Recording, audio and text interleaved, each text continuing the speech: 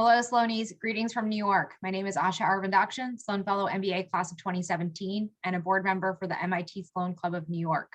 We had a great response from student clubs, as well as MIT and Sloan clubs from around the world in support of this event, including members from Boston, India, Northern California, San Diego, Singapore, and Washington, DC. Since folks are still trickling in, why don't you share in the chat which part of the world you're listening from today? I'll drop my info into the chat right now. You can also use the rename feature to add your degree or class year next to your name on Zoom. The session will run 30 minutes between the presentation and your questions. You are on mute and you can turn your video on or off. You can use the chat button in the menu at the bottom of the screen to ask questions during the session. I'm thrilled to welcome Dr. Ranu Bopanna, President of the MIT South Asian Alumni Association, and Dr. Sana Iyer, Associate Professor of History, to today's webinar. Ranu and Dr. Iyer, today's attendees are executives who work for Fortune 1000 companies, family businesses, and their own startups. Sloan's mission is to develop us into principled, innovative leaders who improve the world and generate ideas that advance management practice. And in that vein, we host today's webinar to raise the awareness around your project that recognizes the notable contributions of prominent South Asian alumni. Please take a moment to introduce yourselves before diving into this exciting initiative. I'll keep an eye on the Q&A and we'll get to the audience's questions in 20 minutes. Over to you, Ranu. Thank you, Asha, and thank you for having this program today.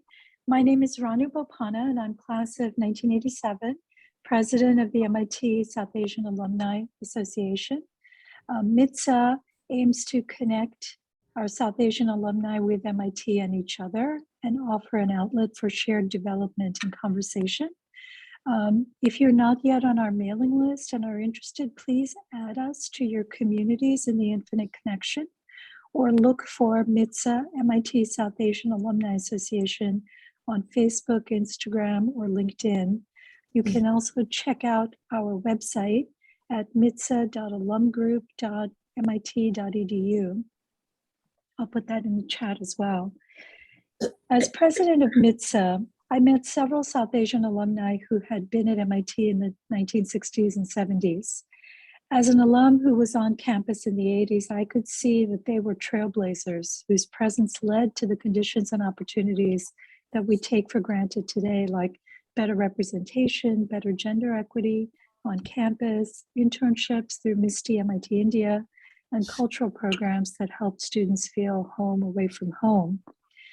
When I learned through the work of Ross Bassett, a historian who's the author of The Technological Indian, that the first student from South Asia graduated from MIT in 1882, soon after its founding and 100 years before me, I was stunned.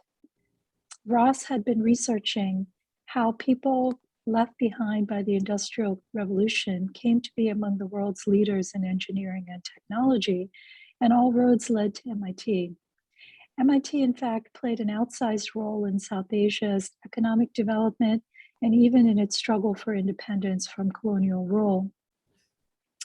I felt that this is a story that must be told.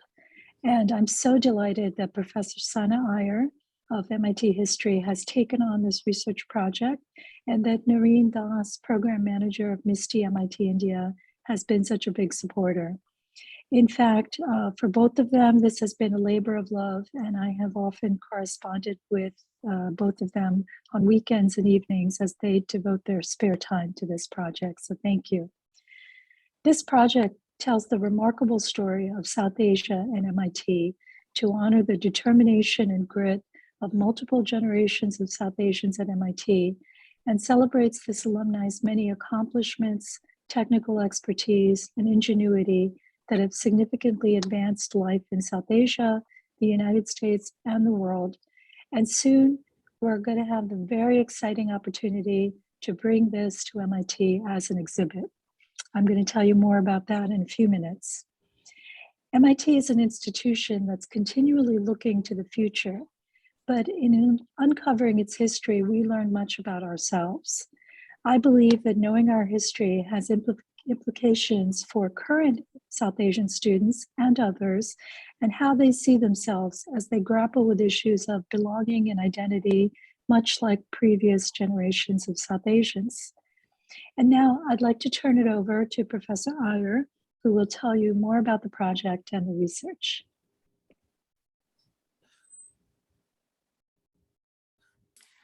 Thanks very much, Ranu. You just heard from Ranu, who is absolutely the heart and soul behind this project. For many of us in this team, our starting point really was who were MIT's South Asians? When did they arrive at MIT and why did they come here? So as you heard from Ranu, the first South Asian came to MIT in actually 1880 and spent 2 years here, returned to India, and then came back from what was then British India. And then as now, South Asian students came to MIT because they had a deep belief that technical education was absolutely foundational to progress and development. And they came with a combination of personal ambition, a desire to do good for their country, India at the time, British India, and also family pressure. You see here 3 images. The first is the registrar's sort of a record of Keshav Bhatt, the first Indian to attend MIT as what was then known as a special student. The second image here is of Ram Prasad, who was the first graduate student in chemistry to receive a PhD from MIT in the School of Sciences in 1919. And the third is a picture of Shantanu Kirloskar, who did a degree in mechanical engineering in 1926. And he volunteered in the MIT sort of voluntary service cadre. So you see here, uniformed with a gun, posing at Killian's Court in 1919. Bhatt returns to India quite political, getting engaged with political discourse, talking about the need for technical education in the context in which this wasn't actually given to South Asians by the then British colonial administration. Ram Prasad sort of follows life in academia, and Shantanu Kirloskar returns to his family business that was then sort of budding and really sort of launches into this huge enterprise that we know it as today. Both Bhatt and Kirloskar also worked in Boston, got a lot of hands-on work experience in the Boston area that was absolutely fundamental to their own sort of return to India. And in many ways, these 3 early figures are very much the kind of South Asian student that we get today at MIT. Both Kirloskar and Prasad, in fact, have generational links, and many family members subsequently attended MIT as well out here. Now, I thought it would be interesting for all of you for me to just pull up some of Sloan's earliest South Asians, and you see here the names. I'm not going to run through that. But today thousands of students from South Asia and of South Asian heritage attend MIT, are affiliated with MIT, and these include the countries of India, Pakistan, Bangladesh, Sri Lanka, Nepal, but also further afield. We've had students coming from Tanzania, Singapore, Mauritius, Trinidad, and closer home in America. And the South Asian Americans tend to be second generation children of migrants who came through in the 1960s. But those who come from further afield in Tanzania, Mauritius, Trinidad, Singapore are connected to a larger history of British colonialism, when in the 19th century, the empire really sort of, the British called themselves the heads of the empire over which the sun literally never set. And this was the geographical scale of this. And Indian migrants went from then British India across the world, and from there sort of make their homes in these countries and then arrive here at MIT with a sense of being South Asian, but a little different from those who came directly from South Asia. And in this project, we are really trying to incorporate these fascinating individual personal histories into larger stories, into a larger history of race and immigration, in British India as well as in the US. And we've been sort of looking at how the admission of international students from South Asia really, the numbers who were allowed in from the 1940s, there's a restriction, and about only 10% of the incoming undergraduate community is international. And this sort of restriction of who is allowed in and who isn't sort of maps onto US immigration policy. And it was really fascinating for us to track not just kind of global history trends of empire and decolonization, but also US history and how that has an impact on MIT itself. Now, although for most of our alumni, to get into MIT was absolutely the pinnacle of their career, and it was a moment of great joy. And they all recounted, getting that admission letter as the best moment of their life, and it was transformational, absolutely. But in our project, we are also trying to show how the transformations are not just individual, but are really sort of connecting South Asia and America, but also changing MIT itself. And we are really sort of looking at the impact, not just of MIT on our affiliate, on South Asian affiliates, but also the other way around. And you see here a photograph of Jawaharlal Nehru, independent India's first prime minister, visit MIT in 1949 to talk about, getting MIT to help India build institutes of higher excellence. So the Indian Institute of Technology at Kanpur was built in 1959 with the help of MIT, the Indian Institute of Management at Calcutta a year later. And since then, programmatic change within MIT has come from the changing demographic of faculty and students here. MIT India's program was set up in 1998, the MIT Nepal Initiative in 2015, and at Sloan, the India Lab was set up in 2009, which has already sort of sent 267 students to India, working on 69 student projects, working with 61 different companies. So I hope you get a real sense of the scale and scope of what we are doing. Now, our team consists of myself, it's a very collaborative project and team. Ranu, myself, and MIT India, Nureen Das have been sort of in some ways the schemers of putting all of this together. But right from the beginning, we were keen that we get current MIT students involved, and we've had more than 28 students come through to do a lot of this research. You see this photograph of one of my current students in my class working at MIT's distinctive collections in the archives. They've been looking at documents like that registrar's office document I mentioned, the student newspaper, the tech is online. They've been looking at research there. They've conducted more than 75 oral histories with alumni and faculty, and I'll tell you about that in a minute. And they've also designed and launched a website where we are showcasing some of our material, and we're involved in some very exciting digital humanities projects as well. I thought I'd take the time to very briefly talk to you about 3 oral histories that we did from Sloan alum. The first, Victor Menezes, who's probably a very familiar name to all of you, who graduated in 1972. And he went to IIT in Bombay before arriving at MIT in 1970. And he talked about how this was not only his first plane ride ever, it was the first time he had traveled outside of India. And it was striking for someone who has had such an international career and presence. And he really talked about how, although initially he returned to India, his own personal and professional life has expanded across the world, and MIT and the global experience he had here was absolutely fundamental to that. And as a lifetime member of the MIT Corporation, he really sort of emphasized to our student who was interviewing him that there's this need for equity and access that MIT needs to think about, not so much in the international context, because international students are quite well represented, but in the US domestic context. And so that made me think about sort of representation and the presence. And I sort of had a little dig into how many students from South Asia were here at MIT during his own time. There were more than 100 between 1970 and 1972. But there was only one woman, Sonal Jhaveri, who had just graduated in 1970 with a degree in physics. And Victor Menezes' time was in stark contrast to Raji Patel, who graduated from Sloan in 1977. Raji came to MIT via Kampala, where she was born, Jaipur, where she did her schooling, and Baroda, where she did her undergraduate degree. In a class of 120 at Sloan, she was one of only 15 women and the only woman of color. And she met the dean her first year there to say that she wanted to drop a class. It was just getting a bit overwhelming, to which he responded, he'd never had an Indian woman at Sloan before. So he said, why don't you just take an extension to submit your paper, which she did. But in fact, she was not the first woman at Sloan from South Asia. Asha Seth, graduated in 1965. But when she recounted this story, this anecdote anecdote to our students. They said, did it help to stand out? I mean, students today would love to get extensions on anything.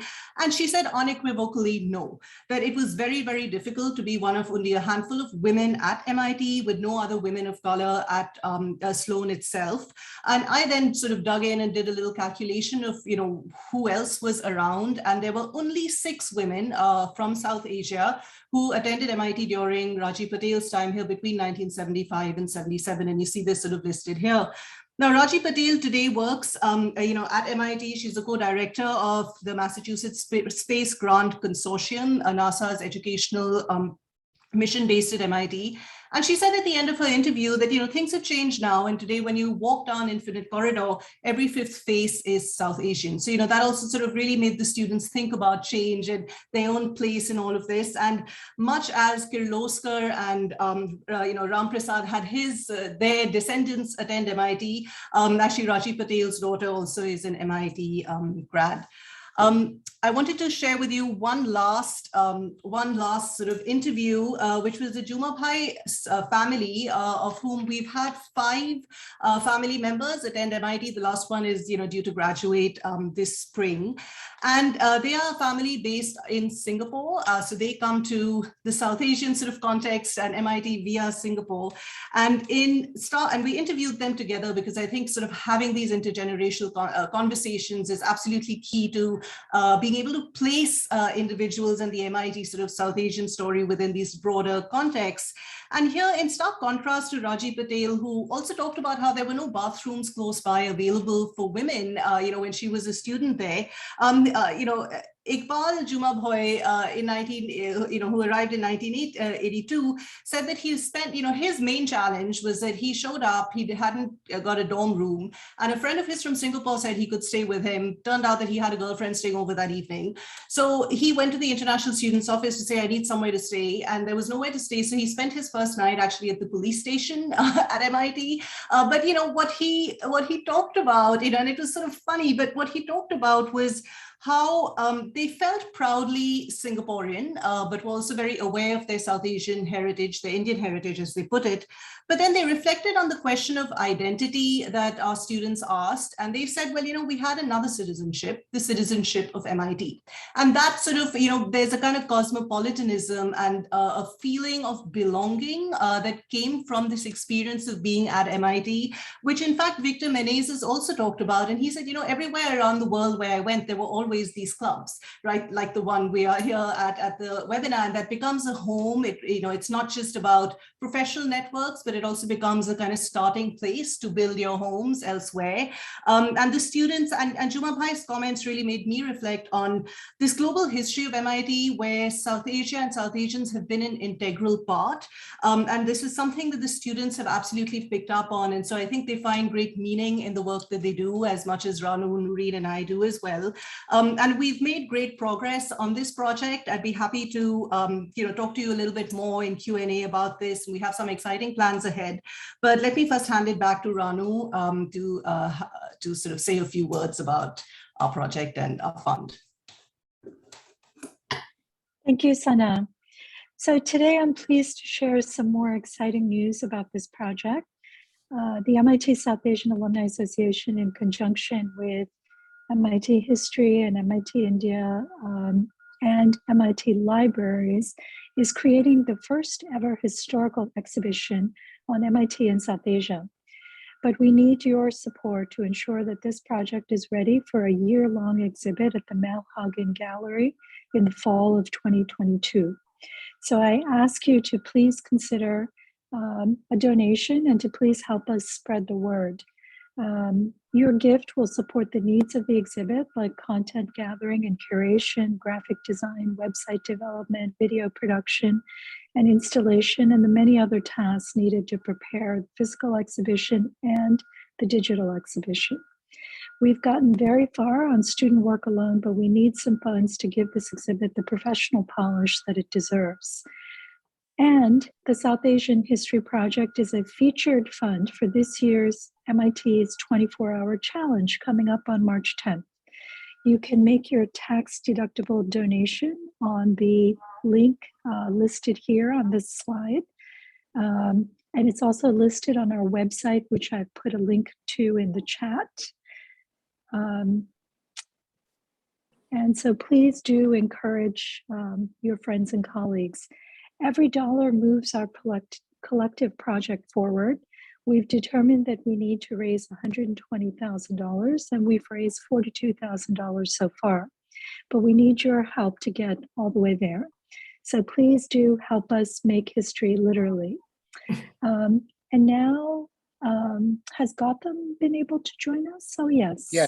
Yeah. Wonderful. I would like to ask Gautam Advani, a member of the New York Sloan Club and also someone who's been an early and generous supporter, to say a few words.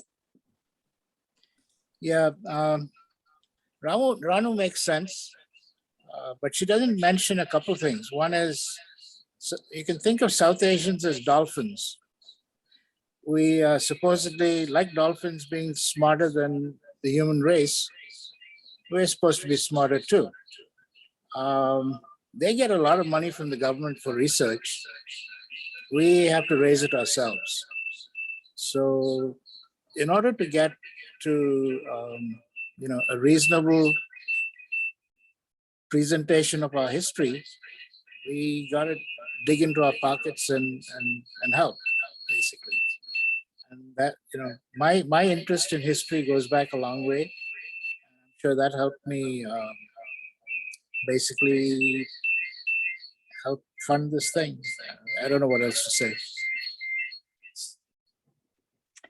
That's great. Thank you so much, Gautam. And I think you're absolutely right that representation is really so important. South Asians have been at MIT from almost its founding. And we need to tell that hidden history that we don't hear about as often. So thank you for that.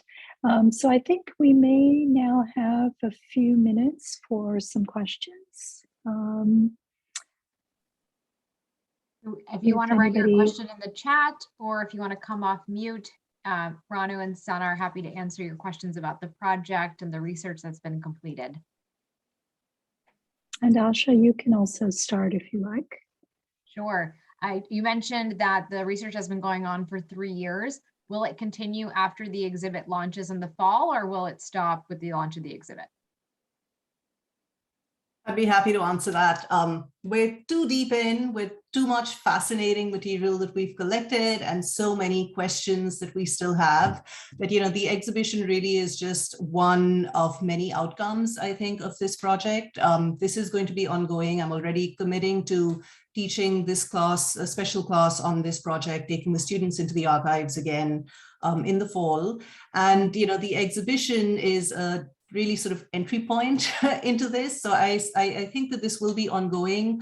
There's also been conversation at the institute level of bringing together several of these projects. So there's our project, there's the MIT and Slavery Project, and the Indigenous Histories of MIT project that is ongoing. And we are trying to find a way in which there can be a common platform and sort of for all three, so that those who are stakeholders in issues of diversity and equity, will be able to go there to get their questions answered, but also reach out to us as and when they have questions, and we can sort of make suggestions in terms of policy changes, perhaps. So I think that there are going to be many different outcomes to this, so it will be absolutely ongoing.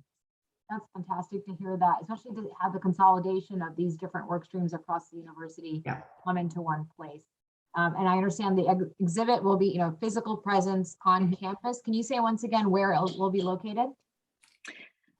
Yes, sure. It's going to be at the Malhagen Gallery, which is newly renovated. It's right next to Hayden Library and Distinctive Collections. It's a very central location on campus. It's also next to the Hayden Courtyard, which is a very nice space that we're hoping to use for the opening reception. As Sana mentioned, it's going to be a year-long exhibit. We're hoping to have a number of programs to happen in conjunction with the exhibit to bring people to the gallery as well. And as she said, we really do look at the digital exhibition to be something that's going to be ongoing and permanent, and also something that we'll be able to add to. Great. And I know that when we talked before this, you mentioned that the exhibit will launch as part of a South Asia History Conference in October. You want to share the dates of that event so people can add that to their calendars? Sure. So that will be October 14th and 15th. So once we sort of get over this, we're able to raise the money for the exhibit, and we are, able to get that going and in process, then we'll focus on organizing a conference to coincide with the opening. And so what I'm envisioning for that is a weekend in October 14th and 15th, that we'll have an opening reception conference where we will invite, some notable speakers to talk about this, and a celebration to follow that. That's So super please exciting. do stay tuned. So as people join the Facebook group, you have a listserv that you mentioned, they'll be kept apprised of these dates and the registration as it opens, correct? Yes. Okay, we have those links in the chat, and we'll also include them in the follow-up email with this recording. Larry, I see you came off mute. Do you have a question?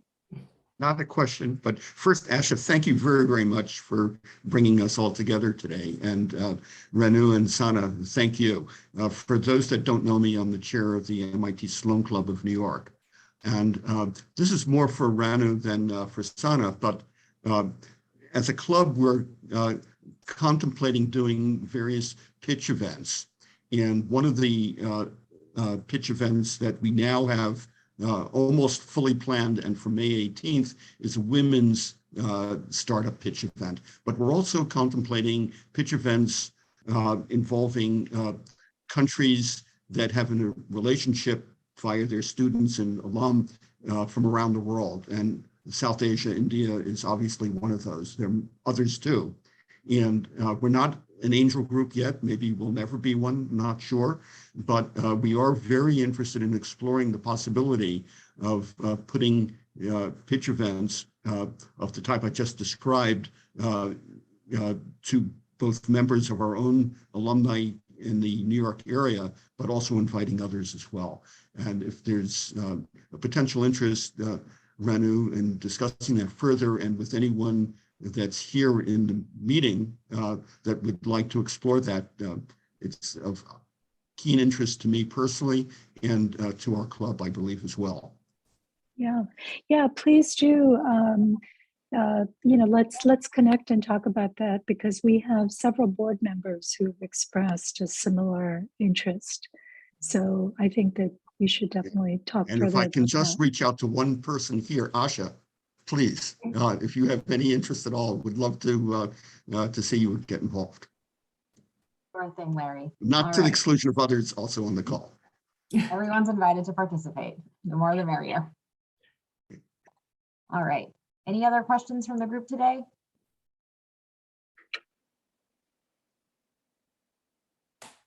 Great. Ronnie, you want to wrap us up? Yeah, so absolutely, please do help us spread the word, and especially for March 10th, for the 24-hour challenge. Please do help us, raise the money and make this happen.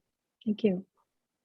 Thank you all. We'll send the recording out in a few days with the links that we share to the Facebook group, the donation page, and the website. Thank you all. Have a great day. Thank you so much. Thank you.